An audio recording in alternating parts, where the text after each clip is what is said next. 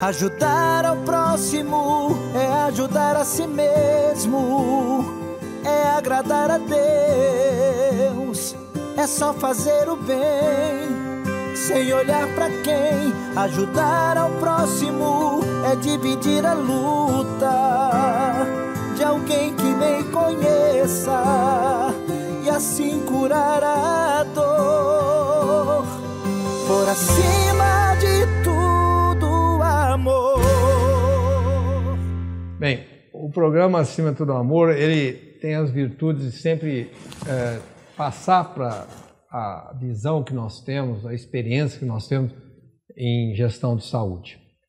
E eu vivo convidando as pessoas que trazem sempre um otimismo, uma esperança sobre como melhorar a saúde, principalmente o câncer, que é a nossa bandeira, que é a nossa origem na criação no campo da saúde.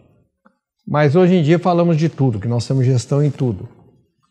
Um dos temas mais difíceis de se falar em saúde, talvez se chama cuidados paliativos. Cuidados paliativos, todo mundo lembra do adulto, lembra das pessoas, talvez os hospitais nossos, de cada 100 pessoas em cuidados paliativos, talvez 95 sejam adultos mesmo, pessoas mais velhas,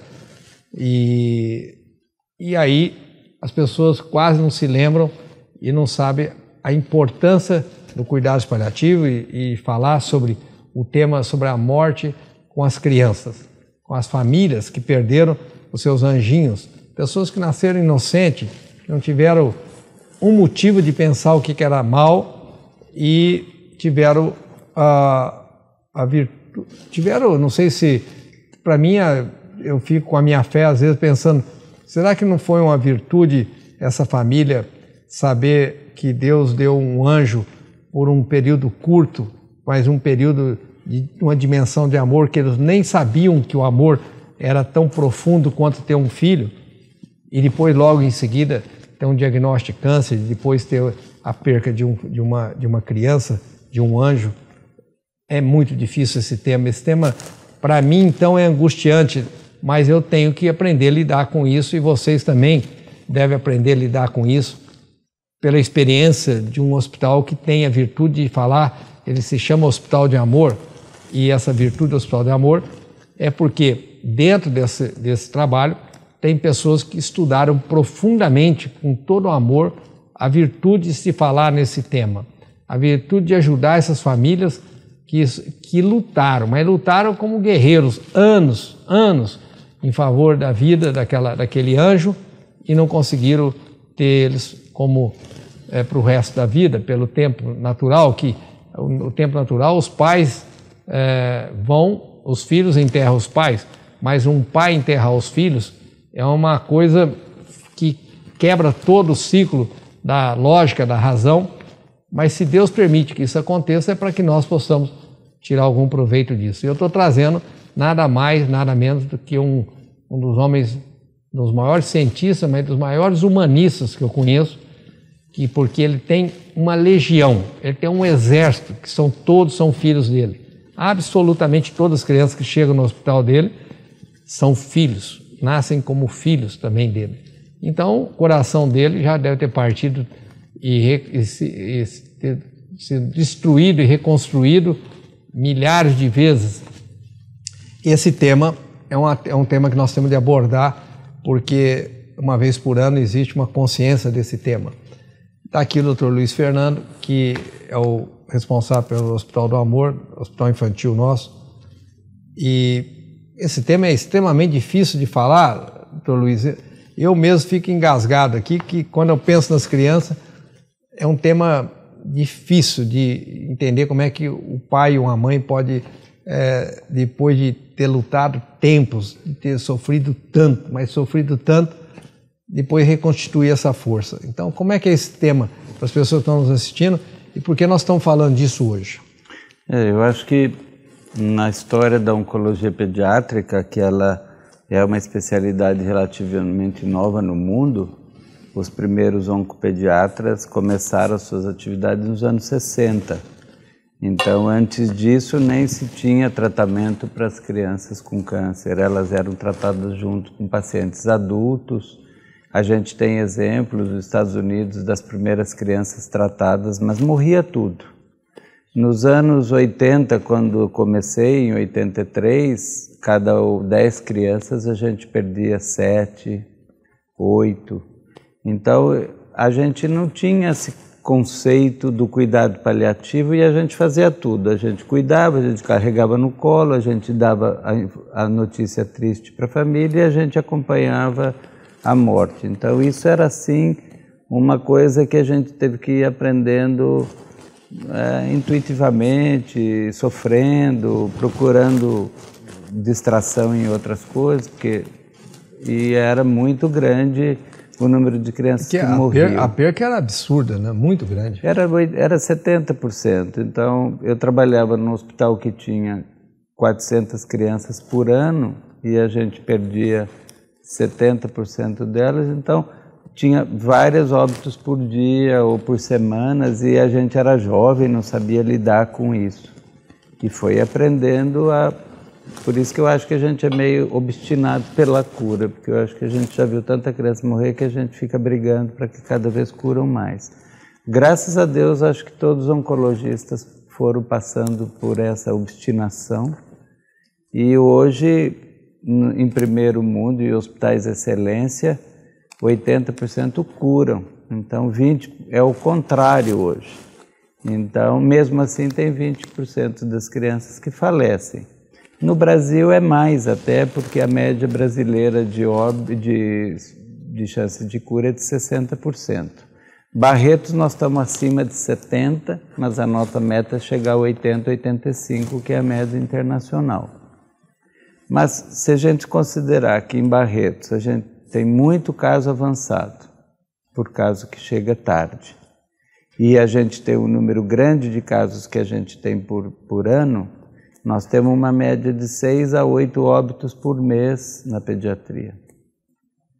Isso fez com que, nesses 30 anos, foi se criando uma especialidade dentro do câncer infantil, que eram os cuidados paliativos, para poder saber utilizar das drogas para dor, para saber cuidar um pouco mais da criança com menos sofrimento, usar a linguagem correta para aquela criança que não vai curar. Então, foram se criando ferramentas e noções que a gente não tinha no começo da oncologia pediátrica. Tudo que a gente fazia era por intuição. Mas Luiz, tem uma coisa mais grave que eu acho que você não realçou aqui. Eu me lembro, quando você chegou aqui, que a maioria dos hospitais que eu ia não tinha nenhum... não tinha nem... a questão, posso falar, de 5 anos atrás, a média de formação de médicos especialistas em pediatria oncológica tinha 25 vagas, não preenchia 5 das vagas. Quer dizer, em muitos lugares eu vi e vejo, ainda tem hoje, médicos oncologistas de adulto tratando de criança, que é muito diferente. Eu acho que tem duas coisas aí. O médico, ele não tem a experiência durante a formação dele de lidar com morte e de lidar com a expectativa da morte. Parece que a construção da cabeça do médico na faculdade de medicina é que ele vai curar sempre. Então, depois ele vira pediatra. E aí são poucos os que querem enfrentar essa possibilidade das doenças crônicas e de conviver com a morte. Poucos que querem ir para a oncologia, né? E aí o que acontece que mais recentemente, com a chegada da equipe multidisciplinar, que também não existia psicólogo dentro do serviço de oncologia, com a chegada de psicólogos, enfermeiros especialistas, hoje Barretos tem na pediatria, no hospital infantil, nós temos uma equipe de indivíduos. A doutora Érica fez um mestrado, doutorado dela em paliativos, ela fala de luto para os residentes, ela ensina a equipe. A Mariana, que é psicóloga, faz o acompanhamento de todas as crianças graves e potencialmente de risco para óbito, para ir preparando toda essa família. Então tem que ter um cuidado e um preparo de não deixar que a criança sofra com dor e que a família seja amparada. O irmãozinho que quer ir visitar, ele precisa ser preparado para entrar no quarto e preparado para entrar no hospital. Às vezes os irmãozinhos têm culpa porque eles brigavam antes e ele põe na cabeça que o irmão que vai morrer é culpa dele porque ele já brigou tantas vezes que... Então a gente tem que lidar com o preparo dos irmãozinhos antes de chegar no hospital, antes de entrar no quarto e depois saber que aquela criança vai morrer. E a gente também é uma coisa que Barretos tem, que é o grupo Acolher, que vai ser colocado mais tarde, que é trazer esses pais e os irmãozinhos depois que perderam o filho para ver como é que eles estão seguindo a vida. Se o luto é patológico, se o luto está dentro do esperado. Então hoje tem ferramentas e tem especialistas que cuidam das famílias, tanto antes de perder o filho quanto depois que perdeu. Então a realidade mudou na oncologia pediátrica, graças a Deus. A gente cura cada vez mais e aqueles que não têm chance de cura, a gente prepara a família bem antes e todo mundo acaba acompanhando a despedida dessa criança de uma forma um pouco mais, não dá para dizer natural, porque natural não é nunca, mas uma aceitação e uma ajuda para que essa criança descanse em paz. Então hoje tem no nosso hospital, inclusive uma reunião mensal de óbitos, que como são 6 a 8 por mês, a gente tem um dia da semana, um dia do mês à tarde, que a gente põe todos os residentes para discutir por que aquela criança morreu? Ela sofreu? Ela teve acompanhamento para não ter dor? A família foi preparada? A criança foi preparada? Então a gente tem reunião de óbitos na pediatria para a gente, cada vez que a gente volta atrás a discutir uma criança que nós perdemos, nós estamos aprendendo se a gente fez tudo certo, se pode melhorar ainda mais. Então a gente tem essas reuniões também, de preparar o residente que chegou, o aluno da faculdade que ainda nunca viu uma criança morrer, de repente ele vai fazer um estágio no hospital infantil, ele tem que ser acolhido. Então a gente tem essas reuniões. E a gente assiste um filme por mês, que a gente chama de Cine Pipoca, que às vezes a gente põe um filme que vai falar de luto, vai falar de morte, e depois que acaba o filme a gente fica provocando os alunos para ver se eles contam um pouquinho deles mesmos, para a gente ir amadurecendo a equipe e dando a experiência nossa e eles a deles, para que quando tem um enfrentamento de verdade, tenha uma equipe mais madura. Bom, vocês estão vendo aí a preocupação e a dimensão do amor dessa equipe multiprofissional, multidisciplinar, de achar uma maneira de confortar a família pela perca daquele anjinho que foi um guerreiro que lutou muito. Então todo esse cuidado faz parte dos valores da essência do Hospital do Amor. O Dr. Luiz testemunhou com muita precisão o tanto que as pessoas são despreparadas para isso, e eu cito muito que o que nós temos em todo o processo é hoje uma missão de transmitir o que nós fazemos aqui para outros lugares, para outras instituições na área de pediatria oncológica, para elas terem esse caminho que chama da humanização. Eu acho que agora vocês podem ficar, vocês vão ter o prazer de assistir 2 minutos das famílias que vivenciam o luto. Não é nada triste, mas o testemunho delas nos faz crescer como ser humano. Vai ver que o sofrimento dela, a aceitação, foi porque ela tinha a visão da misericórdia de Deus. Meu nome é Flávio, minha esposa Mara, nós somos pais do Flávio, mais conhecido como Flavinho. A nossa história foi curta no Hospital de Amor. Nós chegamos no hospital dia 27 de fevereiro com a expectativa de um tratamento, com a expectativa de uma cura. Mas os nossos planos não são os planos de Deus, né? E nós fomos muito bem acolhidos pelo hospital, desde a recepção até a internação, por todos os funcionários, sem exceção. E o hospital nos ajudou muito, nos contribuiu muito, porque nós nos sentimos confortáveis e acolhidos. E os últimos momentos do meu filho começou no dia 6 de julho, onde ele pediu para uma de suas médicas uma pizza bem grande de palmito para comer junto com a gente. E meu filho não estava se alimentando bem. Naquele dia ele se alimentou, comeu, sorriu, brincou. E no dia 7 de julho, que foi meu aniversário, ele tinha pedido para a doutora um bolo para cantar os parabéns para mim, porque eu estava fazendo aniversário naquele dia. Aí, passado o dia 7, no dia 9 ele já foi ficando mais fraco, mais sonolento, e aí começou a nossa despedida, porque não tinha mais o que fazer.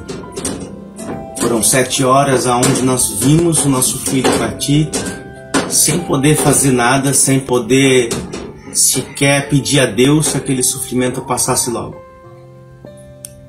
E por volta das 12 para 1 da manhã, ele deu um suspiro e a minha esposa pediu para chamar uma das enfermeiras.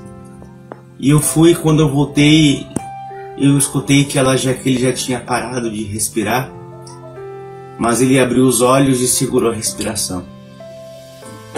Para um pai e uma mãe ver seu filho partir é muito difícil, né? E aquele dia, aquele momento, a minha esposa tentando fechar os olhos dele, e ele não fechava, ele continuava com os olhos abertos. E eu só pude chegar no ouvido dele e falar assim: filho, você não pertence mais ao pai e à mãe. O pai vai ficar com muita saudade, mas é um momento de você segurar na mão de Deus e vai em paz, meu filho. Vai em paz, porque eu sei que da onde você estiver, você vai estar junto de Deus, cuidando da gente e nos fortalecendo. E assim foi. Eu fechei os olhos dele, minha esposa segurando na mão dele, e ele soltou a respiração e partiu. E eu saí do hospital de amor de braços vazios. E desde então, nós participamos do grupo Pais Lutados, um projeto que o hospital desenvolve para pais para falarem dos seus filhos, para lembrarem, para se emocionarem, para falar para a gente como lidar com o luto. E tem sido de muito bom para a gente, porque nos dias atuais a sociedade nos impede muito, ou muitas das vezes querem nos calar, muitas das vezes querem nos barrar por falar de nossos filhos, porque para muitos os nossos filhos viram apenas lembrança, mas para a gente que é pai e mãe, nossos filhos continuam vivos e eternos, mesmo que em distância de um outro plano, mas sempre permanecem vivos diante de nós. E o Pais Lutados nos dá essa oportunidade que a sociedade não nos dá. O projeto Pais Lutados é um momento que a gente pode reviver cada momento dos nossos filhos, voltar ao tempo, mesmo sabendo que eles não estão presentes fisicamente, mas nós sabemos que por onde eles estiverem, eles vão estar vendo o esforço do seu pai, da sua mãe, de todos aqueles que passaram pelo Hospital de Amor. Nós sentimos falta desse acolhimento, mas o Hospital de Amor nos proporciona isso uma vez por ano para o projeto Pais Lutados. Ali cada pai, cada mãe tem a oportunidade de falar da dor, da saudade, de como foi a vida, como tem sido viver a morte do seu filho.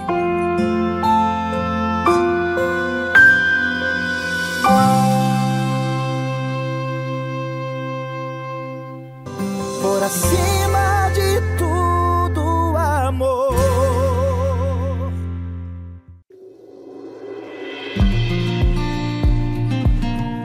Ei, você que está assistindo a gente, você está vendo esse telefone aqui? É a nossa central de relacionamento. Então eu quero incentivar você a fazer parte do Hospital de Amor e doar. Isso mesmo, porque assim como a minha história, inúmeras crianças têm sido salvas pelo Hospital de Amor. Então eu quero convidar você. Liga, tá?